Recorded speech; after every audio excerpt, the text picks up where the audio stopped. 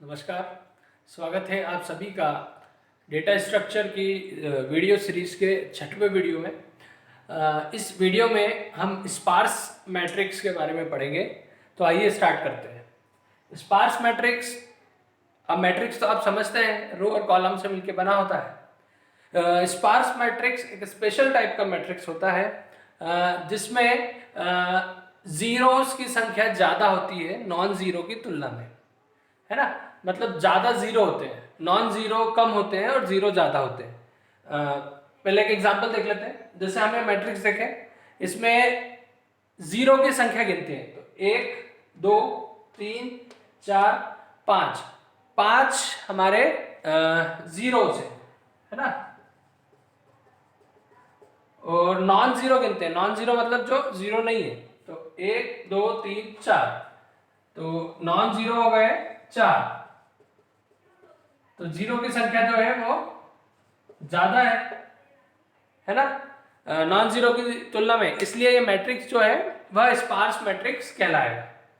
ठीक है। अब इस तरह के मैट्रिक्स में देखें हम तो काम की इंफॉर्मेशन जो होती है वो कम होती है, क्योंकि अधिकतर जीरो होते हैं। इसलिए इनको मेमोरी में स्टोर करने के लिए हम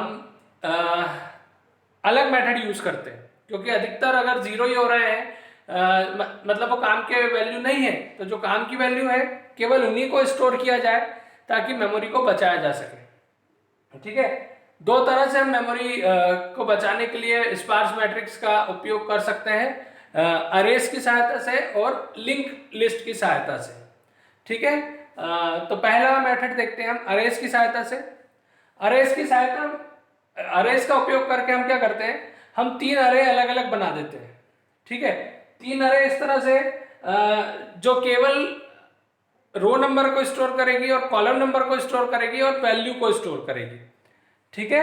रो नंबर को स्टोर करने का मतलब यह है कि जो नॉन जीरो है उसका रो इंडेक्स और उसी के सामने वाले जो अरे होगा उसी पोजीशन पर, है ना, वो कॉलम इंडेक्स को स्टोर करेगा और जो तीसरा रो होगा वो वैल्यू को स्टोर करेगा।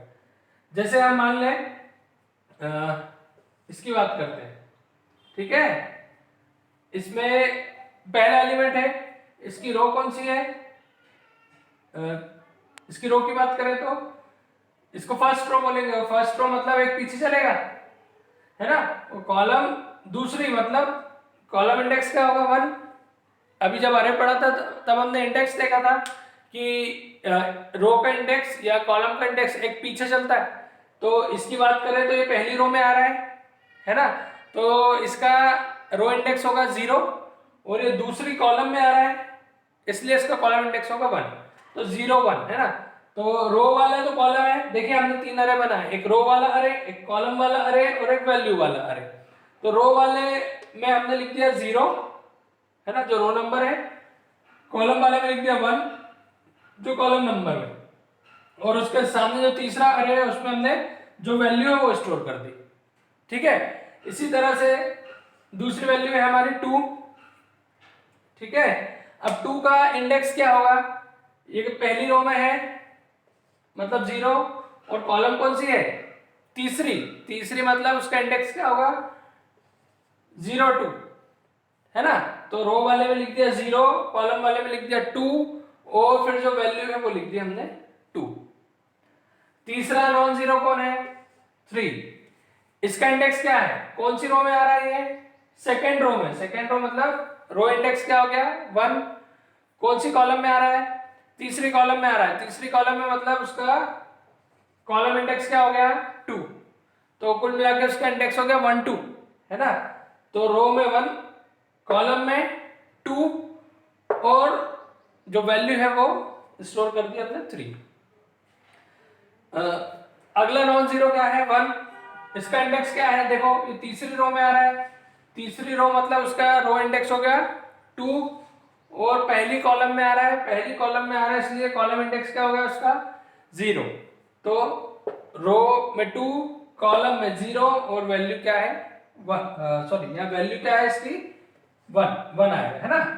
तो इस तरह से हमने स्पार्स मैट्रिक्स की जो केवल काम की वैल्यू है वो वैल्यूज को ही स्टोर कर लिया अरेज का यूज करके। जो काम की वैल्यू नहीं है उनको हमने एलिमिनेट कर दिया। ये पहला तरीका होता है अरेज का उपयोग करके। इसी तरह से हम लिंक लिस्ट का उपयोग करके भी यही काम कर सकते हैं। लिंक लिस्ट का अगर यूज करना है तो हमको 3 प्रकार के नोड की आवश्यकता होगी। देखिए पिछले वीडियोस में हमने लिंक लिस्ट पढ़ी है जिसमें अलग अलग टाइप्स की लिंक लिस्ट पढ़ी है, तो हमको अलग अलग टाइप्स को यहाँ ध्यान ना देते हुए क्योंकि यहाँ नोड कुछ मॉडिफाइड करे हुए हैं, तो केवल आपको बेसिक पता होना चाहिए कि लिंक लिस्ट नोड से मिलके बनी होती है, उसमें कोई डेटा होता है और आगे वालों का एड्रेस होता है। ये बेसिक पता होना चाहिए। देखिए यहाँ पे आपको 3 नोड लगेंगे, है ना। सबसे पहला होता है हेड नोड। हेड नोड मतलब जहां से लिंक लिस्ट की शुरुआत होगी। अब यहां पर हम 4 चीजें बताएंगे। टीआर मतलब टोटल नंबर ऑफ रोज, मतलब जो आपका मैट्रिक्स है उसमें टोटल रोज कितनी है। टीसी मतलब टोटल नंबर ऑफ कॉलम्स कितनी है। टीएनजेड मतलब total number of non zero values कितनी है ना, ऐसी वैल्यू जो जीरो नहीं है। और फिर पीएफआर मतलब pointer to first row. Pointer to first row का मतलब ये है कि यहां क्या होगा, पहली वाली रो का एड्रेस होगा, पहली वाली रो के नोड का एड्रेस होगा, मतलब ये पहली वाली नोड को पॉइंट करेगा। ठीक है। उसके बाद ये नोड अब कितनी ही रो हो सकती है, हर रो के लिए एक नोड होगा। ठीक, तो पहली रो, अब इसमें 3 जानकारी है। क्या, RN मतलब रो नंबर। ठीक, इसके बाद 2 पॉइंटर्स हैं। 2 पॉइंटर्स कौन कौन से हैं, PNR और PTC। PNR का मतलब होता है पॉइंटर टू नेक्स्ट रो, मतलब ये तो मान लीजिए पहली नोड हो गई, तो पहली नोड से दूसरे नोड पे कैसे जाएंगे, तो एड्रेस चाहिए ना। तो यहां से हमको क्या मिलेगा, पॉइंटर टू नेक्स्ट रो का मतलब या अगली वाली रो का एड्रेस। पॉइंटर टू कॉलम, देखिए अब हर नोड जो होता है या मैट्रिक्स में रो और कॉलम दोनों होती है, तो कोई अगर नॉन जीरो वैल्यू है तो मेरे को उसका रो नंबर और कॉलम नंबर दोनों की जरूरत पड़ेगा। तो हम अगर नॉन जीरो को स्टोर कर रहे हैं तो उसका रो नंबर तो ये है, ठीक है, और उसका जो कॉलम इंडेक्स है, तो इसी तरह से एक नोड कॉलम का भी होगा, तो ये उसी नोड को पॉइंट कर रहा है। ठीक है, अभी एग्जांपल देखेंगे तो क्लियर हो जाएगा। तीसरा नोड है कॉलम नोड, जिसकी मैंने अभी बात करी है ना। हर नॉन जीरो वैल्यू के लिए रो नोड होगा और कॉलम नोड होगा। ठीक है, तो ये बात करी थी हमने रो नोड की, जिसमें रो नंबर होगा, पॉइंटर टू अगली रो और पॉइंटर टू उसी रो का जो कॉलम है उसको। अब कॉलम नोड में क्या क्या होगा, एक तो कॉलम नंबर कि कौन सी नंबर की कॉलम है ना, और वैल्यू मतलब अब एक्चुअल जो डेटा है वो यहां रखा रहेगा। अब पीएनसी का मतलब pointer to next column having non zeros. अब हो सकता है कई बार, देखिए जैसे ये कंडीशन है, ये एक रो हो गई, अब इसमें ये वाली कॉलम में भी नॉन जीरो है और ये वाली कॉलम में भी नॉन जीरो है। तो अगर किसी एक रो में एक से ज्यादा कॉलम्स में नॉन जीरो है, तो फिर यहां पर जो पहली वाली कॉलम की नोड रहेगी, जैसे मान लो ये 1 की नोड है, तो इसमें क्या होगा, जो दूसरी वाली कॉलम है उसके लिए एड्रेस होगा यहां पर। आया थोड़ा बहुत समझ में। अब एक एग्जांपल करते हैं, क्लियर हो जाएगा आपको सारी चीजें जो मैंने अभी बताई है। आइए एक एग्जांपल देखते हैं। ये वही अरे लिया है हमने, या वही मैट्रिक्स लिया है जिसका अभी हमने अरे में रिप्रेजेंटेशन देखा था। ठीक है, अब इसका लिंक लिस्ट में रिप्रेजेंटेशन देखते हैं। तो सबसे पहले तो पहली नोड कौन सी होगी, हेड नोड। ठीक है, अब हेड नोड में 4 चीजें। सबसे पहले क्या है, टोटल नंबर ऑफ रोज, तो इसमें टोटल रो कितनी है, 1 2 3। टोटल नंबर ऑफ कॉलम्स कितनी है, 1 2 3। ठीक है, फिर total number of non zero कितने हैं, 1 2 3 4। Total number of non zeros 4। ठीक है, अब इसके बाद क्या होगा, पॉइंटर टू फर्स्ट रो, मतलब ये जो पहली रो का नोड होगा उसको कहीं पॉइंट कर रहा है ना। मान लीजिए ये हमारी पहली रो नोड है,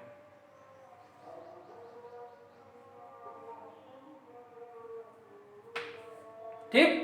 अब पहली जो रो नोड है, तो रो नोड में तीन चीजें होंगी, रो नंबर, तो रो नंबर कौन सा, पहली रो मतलब इंडेक्स 0 है ना, रो नंबर एक पीछे चलेगा।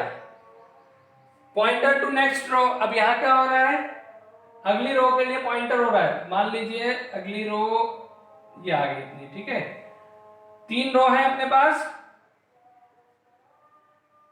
अब ये दूसरी वाली रो का नंबर क्या होगा, 1, और पॉइंटर अगली वाली रो।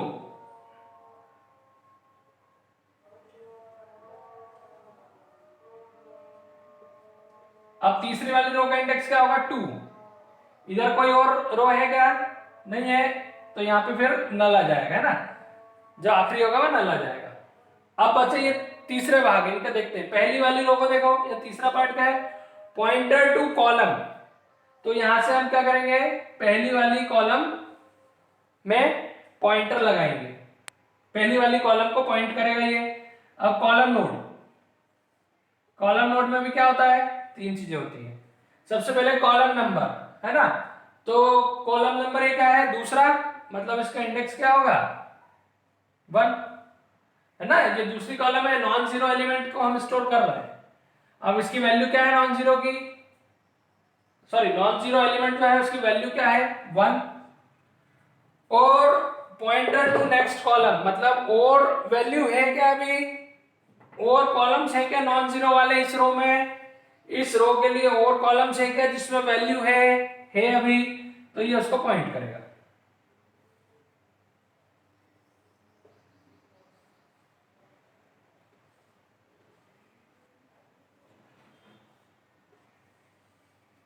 अब उसमें भी तीन चीजें होंगी, कॉलम नंबर, तो ये अब 2 की बात कर रहा है पहले ना, तो 2 के लिए कॉलम नंबर कौन सा है, 3, मतलब इंडेक्स 2, वैल्यू क्या है उसकी 2। अच्छा, अब और कोई कॉलम है क्या जिसमें वैल्यू है, नहीं है, तो नल।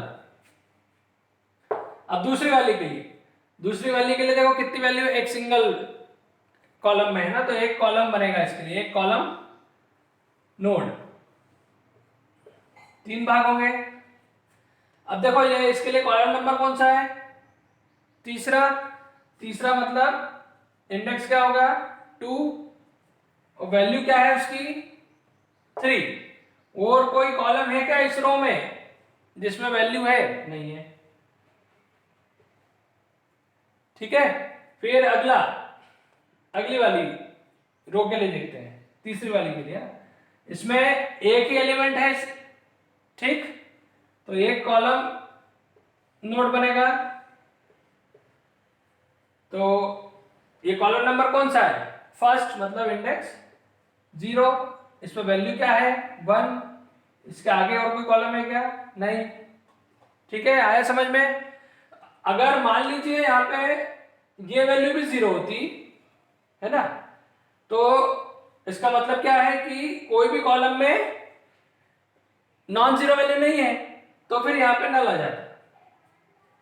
आई बात समझ में। जैसे मैं अलग से एक एग्जांपल देके बता रहा हूं, मान लीजिए यहाँ पर सपोज करें कि यहाँ 0 है, ठीक है, तो इसके लिए रो वाला तो ये है नोड, कॉलम वाला जो नोड बनता वो यहां पर इस तरह से बनता, मतलब ये यहीं खत्म हो जाता, 2, और कोई रो नहीं है और कोई कॉलम नहीं है, तो इस तरह से खत्म हो जाता अगर यहां पर ये भी 0 हो जाता तो। ठीक है, आया समझ में। ये हमने स्पार्स मैट्रिक्स को लिंक लिस्ट की सहायता से रिप्रेजेंट किया है।